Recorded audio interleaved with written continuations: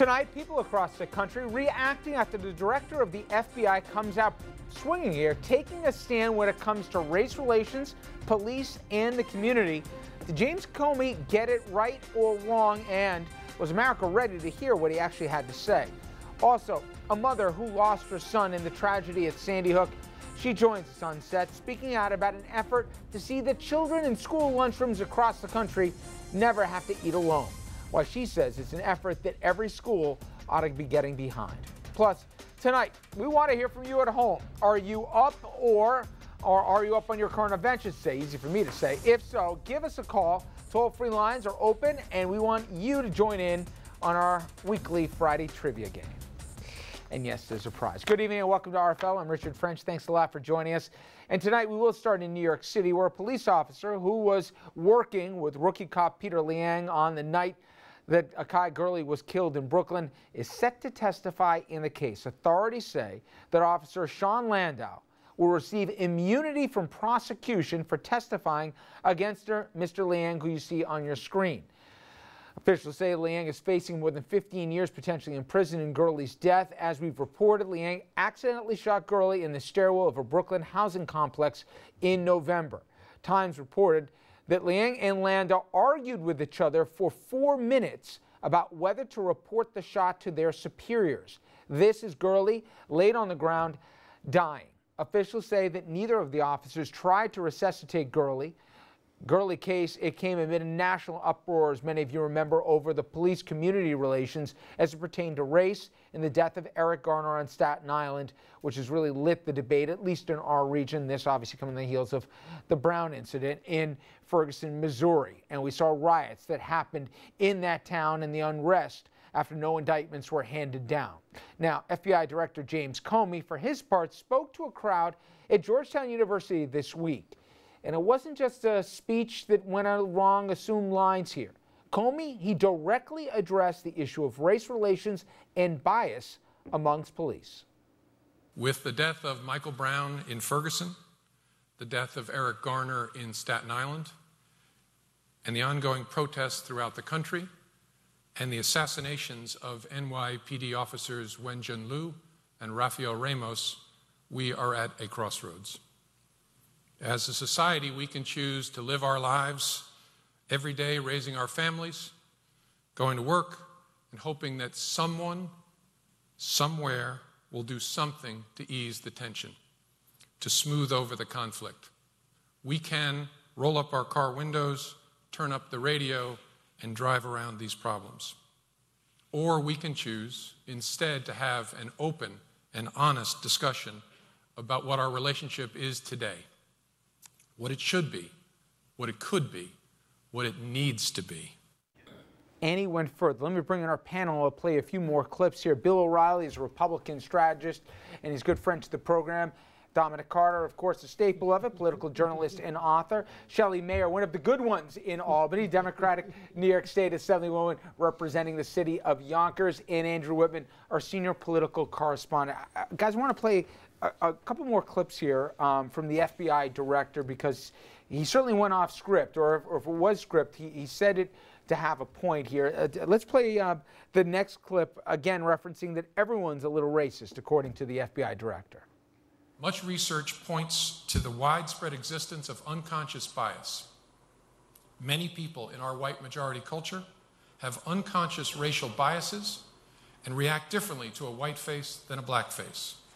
In fact, we all, white and black, carry various biases around with us. I am reminded of the song from the Broadway hit Avenue Q, Everyone's a Little Bit Racist, a part of which goes like this. Look around and you will find no one's really colorblind. Maybe it's a fact we all should face. Everyone makes judgments based on race. And one more clip and then we'll talk. In this one, he talks about lazy mental shortcuts. Something happens to people in law enforcement. Many of us develop different flavors of cynicism that we work hard to resist because they can be lazy mental shortcuts. For example, criminal suspects routinely lie about their guilt, and nearly everybody that we charge is guilty. That makes it easy for some folks in law enforcement to assume that everybody's lying and that no suspect, regardless of their race, could be innocent. Easy, but wrong. And finally, this one on the subject of racism as it relates to police. Likewise, police officers on patrol in our nation's cities often work in environments where a hugely disproportionate percentage of street crime is committed by young men of color. Something happens to people of goodwill working in that environment.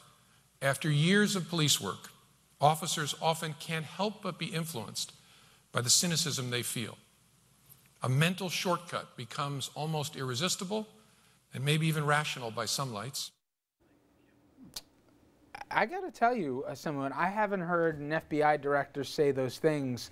When you heard that, did you say this was overdue, or did any of it take you back? I thought it was really a remarkable speech, a really remarkable, honest speech, and I think it reflects what a lot of the more sophisticated and insightful people in law enforcement really do think. This mental shortcut language that he referred to. I think he made it understandable, and I think he spoke about it in a compassionate way. I thought it was a remarkable speech. One thing you should note, I don't know if you heard in the speech, his grandfather was the police chief of Yonkers. Yep. You know, Irish immigrant in New York. This was his opportunity, and he was did it by the book, even if it wasn't popular then.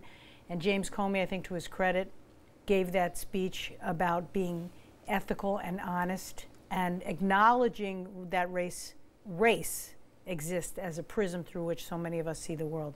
I give him tremendous credit for it. I think it was a very, it was a remarkable speech. You think so too? I do. I mean, I haven't seen that much criticism of the speech. I know there has been some in some quarters.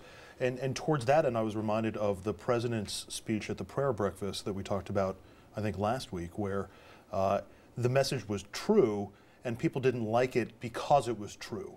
And there are some difficult truths that I think some people aren't particularly ready to hear. And I think this is, I feel the same way about criticisms of the Comey speech, too. I think I didn't find anything objectionable in anything that he said. I think it's a difficult conversation that the country needs to have about race in general, but also about race and police relations.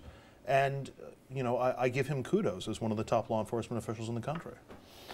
You know, he did say, Dominic Wood, there at the beginning of the first clip we played, we can roll up our windows. There's one thing having the speech, but then the hard part is what do you do about it, okay? Because we can sit around a table here, a nice table, but it's different, and we'll talk about the Liang case in a second, when you're doing a vertical patrol in a really rough housing project in a dimly lit stairwell, right, where the elevators aren't working and you're on edge.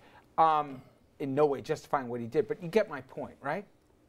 I do get your point, and it's commendable what the FBI director had to say, but it comes to what I refer to as look in the mirror. And this is what I say often before black communities, and it's a message that we often don't want to hear in the black community. If Bill O'Reilly did something, if he didn't do something, he shouldn't be profiled by an officer, stopped and assumed guilty. That's la-la land, because in the real world, as the FBI director just said, law enforcement officials, they're dealing with, the reality is so many of the crimes of the people they're pulling over that may be guilty happen to be black. So when they pull over Bill O'Reilly, an innocent African-American, they don't see the innocent person. All they see is another black person lying that committed a crime. Of course, all of us are not bad, and we're not the only ones committing crime. Don't get me wrong. But we do have a problem in our community. And we have civil rights leaders that don't want to deal with this topic. They don't ever say anything about it. And so we just sweep it under the rug, and then its ugly head comes out, and then we have more problems when there's a high-profile incident. And if all the pieces fit neatly, white cop, black suspect, unarmed, now it's time to protest again. That's not right. We got to change this. It was a heck of a speech, though, right? Yeah, I mean, I thought he did a good job, and I don't typically enjoy watching people further the narrative that the police are out of touch. And I don't think that's the entire problem here. He didn't really do that, though. I thought he was going that way, and I thought it was pretty honest, and I think remarkable is the right word. I think he was honest about how he talked about the mindset of an officer in a place like a housing project. And there's two sides of this conversation, and both of them are uncomfortable. There's the white side and there's the uncomfortable black side, where there's crime in black communities, and you can't deny that. But the white side is uncomfortable too. No, there's no question. Because you have a lot of police officers that are completely out of control, and frankly should not even be on the police force. But he made, to his credit, he acknowledged that the history of policing in America is fraught with things that were bad and incorrect and unethical. And he said he had the warrant application J. Edgar Hoover gave to allow the search of Martin Luther King Jr. and how completely, you know, it's like 2 paragraphs. But he acknowledged a problem in policing in the African American community. I often think that we're so race obsessed in this country, or that we're being pushed into being race obsessed. A lot of this is officers, and it's black officers too. It's Latino officers that react. Wouldn't you say the that same it is, way? It's when the folks leave the precinct house, some folks, okay, I'm not throwing it, and then the folks in the community, when they see a squad car come by, the level of distrust that's there in certain parts of this country, and it's been built up over long periods of time, over histories in this country. I'm not trying to oversimplify it, but if that level of distrust isn't there like it is in some of the towns not far from the studio, then things change. But until it's not an us and them, we're talking past each other, you know? Yeah, I mean, it's a different experience. If a squad car rolls up to my house, I see that experience very, very differently than you probably do down there. They wave and say, how you doing, Bill? You know, the car pulls up to my house, and I'm thinking, how is this person here to help me? You know, there must be some bad guy in the neighborhood. And if it rolls up to your house, you may think differently. If they roll up to my house, the first thing, their whole attitude is, boy, we don't care if you're on TV or not, you better not show us no attitude. And if I say but, the first thing they're gonna do is loosen up their mace. That's my reality.